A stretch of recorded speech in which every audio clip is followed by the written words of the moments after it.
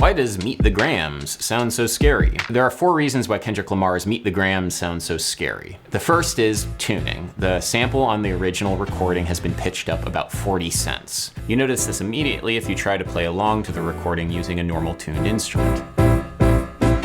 You have to tune your instrument from A440 to A450 Hertz if you'd like to play along to the recording. Things which have been tuned up usually sound more aggressive and biting to us because we're used to a lower tuning. European orchestras tune a little bit higher than 440 Hertz to like 442 or 444 for this reason. The music is a little bit more cutting that way. The second reason is the repetitive, foreboding nature of a quarter note ostinato in the upper register of the piano. Repetitive notes in the upper register of the piano, especially in the stark texture of octaves, have this foreboding feeling that film composers of the past 20 years have really leaned into, to the point where it's almost a bit of a cliche. It's ghost time, baby. The third reason is the unusual pitch collection. In the bass, you have a G natural, and in the piano right hand, you have F, E, D, and C sharp. This might imply a G Lydian dominant sound, or perhaps more forebodingly, a G half-whole diminished sound. How Shostakovich.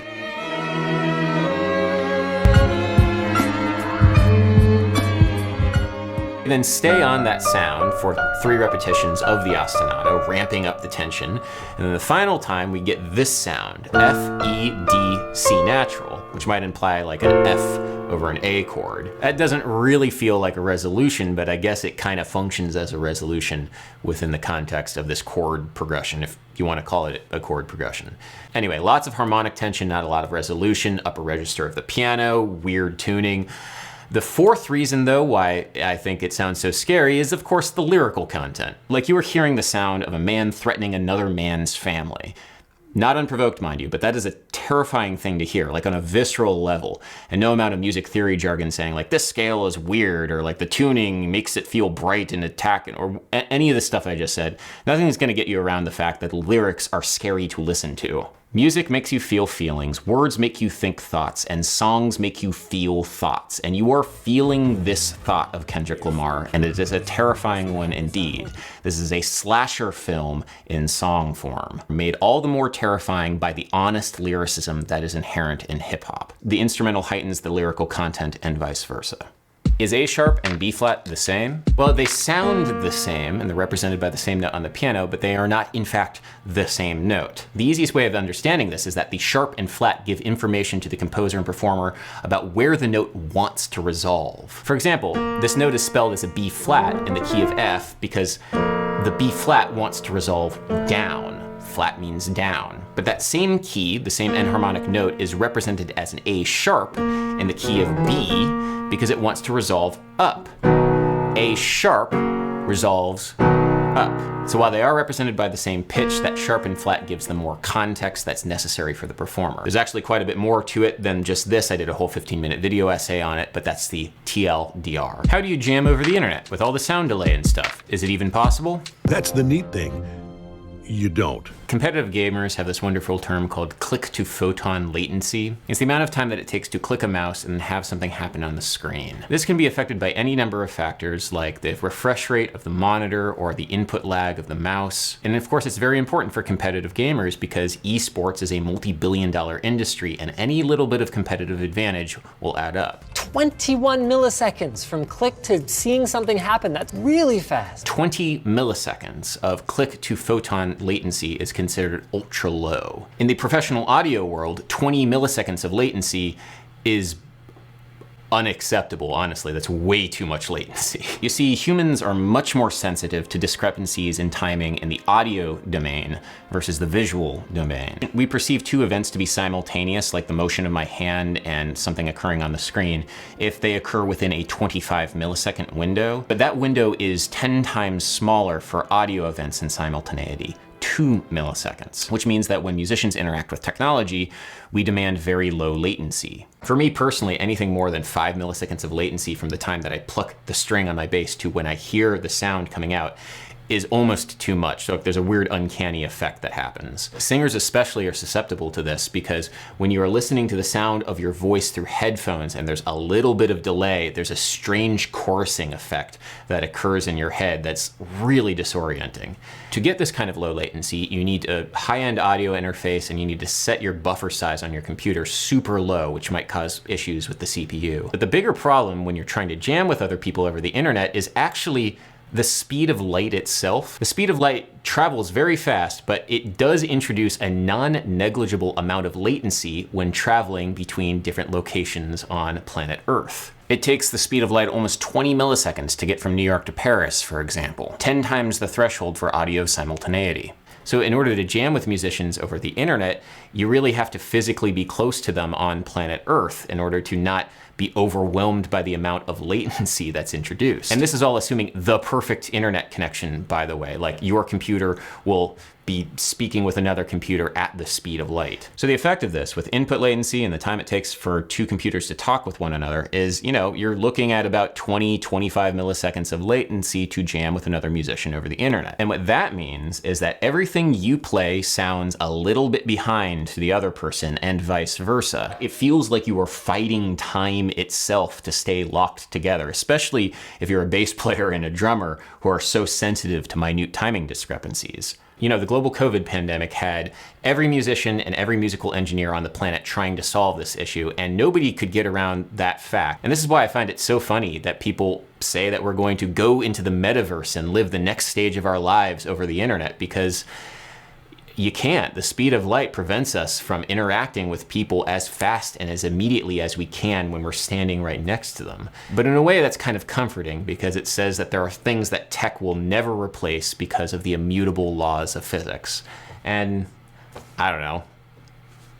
I don't mind that. I do want to say, though, that there are applications that do this. Jam-Kazam, for instance, actually works pretty decently for certain applications. And honestly, I do really want to thank them and anybody who works on this tech for all the work that they have done, because it really does provide musicians a means of connecting with one another in times like a pandemic. So I don't want to be all the way negative on this. It is possible, but there are some very severe limitations that physics itself presents to the problem. Have you ever played in a professional big band? Does that interest you? I mean, I have a professional big band, I guess you could say. Sungazer Plus is the big band version of Sungazer, and we did a gig at the Blue Note. And I love this stuff, man. There's nothing quite like a jazz ensemble blasting in your face. There's something so exciting about this music and, the general repertoire. I'm a big fan of jazz big band music, and I take the opportunity to play and write for a jazz big band every opportunity I can. E, B, F sharp, G sharp, B, E sounds great to me, strummed, arpeggiated, however, on guitar.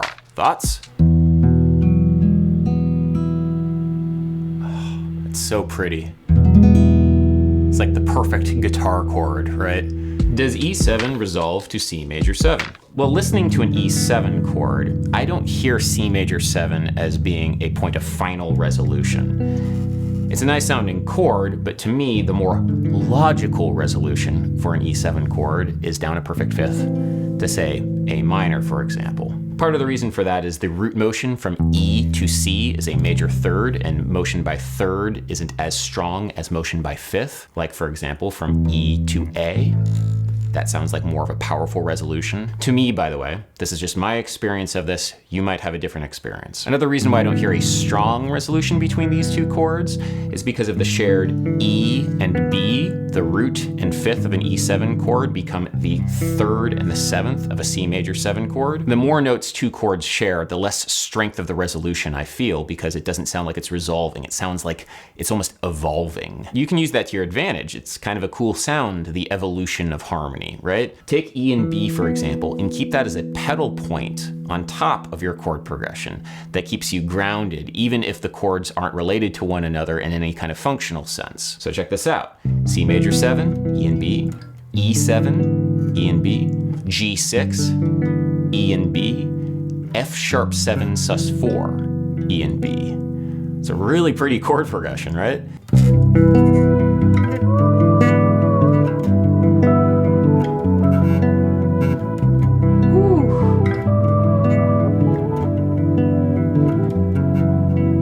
Look for chord progressions where you have notes which stay the same, but E7 doesn't necessarily resolve to C major 7, but that's okay because not every chord has to resolve. How do you handle negative criticism of your music? That's a hard one because when somebody negatively critiques your art, it feels like they are negatively critiquing you because you put so much of yourself in the art that you put out into the world. Being an artist is being vulnerable for the world to consume, and that's a very precarious position because you have to feel so centered in yourself and your sense of identity so as to not crumple under all of that weight. I will say that negative criticism should always be taken with a grain of salt, just the same way that positive praise should be. And you can impartially take that information and apply it to future endeavors. Don't let it affect you too much, shrug it off, and move on.